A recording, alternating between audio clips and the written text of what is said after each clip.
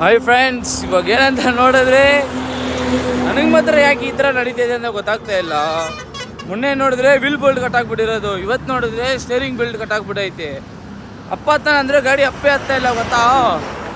ನೋಡಿದ್ವಿ ಕರೆಕ್ಟಾಗಿ ಇಲ್ಲಿದ್ದೀನಿ. ಊರು ಇದೇನೋ ಜನಮನಪೇಟ್ ಇಲ್ಲಿದ್ದೀನಿ. ಹೋಗಿ ಮೆಕ್ಯಾನಿಕ್ ಎಷ್ಟು ದೂರ ಇದೆ ಗೊತ್ತಾ, ಒಂದು 1.5 ಕಿಲೋಮೀಟ್ರ್ ಅನಿಸುತ್ತೆ. ಹೋಗಿ ಮೆಕ್ಯಾನಿಕ್ಗೆ ನಂಬರ್ ಹಾಕೊಂಡು ಬಂದಿದ್ದೀನಿ. 1 ಅವರ್ ಆಗುತ್ತೆ ಅಂತ ಹೇಳಿದ್ದಾರೆ. 7:30 ಟೈಮ್ ಇವಾಗ. ನಮಗೆ ಮಾತ್ರ ಯಾಕೆ ಈ ಥರ ನಡೀತೈತೆ, ಕಷ್ಟ ಮೇಲೆ ಕಷ್ಟ ಅಂತ ಗೊತ್ತಾಗ್ತಿಲ್ಲ. ಈಗ ನೋಡಿ ಇಲ್ಲಿ ತೋರಿಸಿ, ನೋಡಿ ಮುಂದೆ ಸುಮ್ಮನೆ ಒಂದು ಅಪ್ಪ ಥರ ಬ್ರಿಡ್ಜು. ಈ ಬ್ರಿಡ್ಜ್ ಹತ್ತಿಲ್ಲ ರೀ ನನ್ನ ಗಾಡಿ. ನೋಡಿ ಅಲ್ಲಿ ಹಾಕಿಕ್ಕಿದ್ದೀನಿ, ಬ್ರಿಡ್ಜ್ ಹತ್ತಿಲ್ಲ ಅಂತ ಬ್ರಿಡ್ಜ್ ಪಕ್ಕದಲ್ಲಿ ರಿವರ್ಸ್ ಬಂದು ಹೋಗಲ್ಲಿ ಹಾಕಿಕ್ಕಿದ್ದೀನಿ ಗಾಡಿನ. ಅನಿಸೈತಲ್ಲಿ ವೈಟ್ ಕಲರ್ ಆಗಿದೆ. ಹೆವಿ ವಾಶು, ಸೀರಿಯಸ್ ಆಗಿ ಹೆವಿ ವಾಶು. ಹೋಗೋ ಟೈಮಲ್ಲಿ ಯಾವುದೋ ಒಂದು ಅಂಕಲ್ ಲಿಫ್ಟ್ ಕೊಟ್ಬಿಟ್ರು. ಬರೋ ಟೈಮಲ್ಲಿ ನಡ್ಕೊಂಡು ಬರ್ತಾಯಿದ್ದೀನಿ. ಬೆಳಿಗ್ಗೆ ವಾಕಿಂಗ್ ಥರ ಆಗಲಿ ಅಂತ. ಸುಸ್ತಾಗ್ತೈತಿ.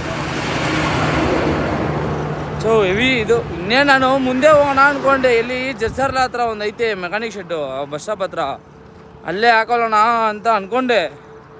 ನೋಡಿದ್ರೆ ಇಲ್ಲೊಂದು ಬ್ರಿಡ್ಜ್ ಐತೆ, ಆ ಗಾಡಿ ಹತ್ತಾಯಿದೆ ನೋಡಿ.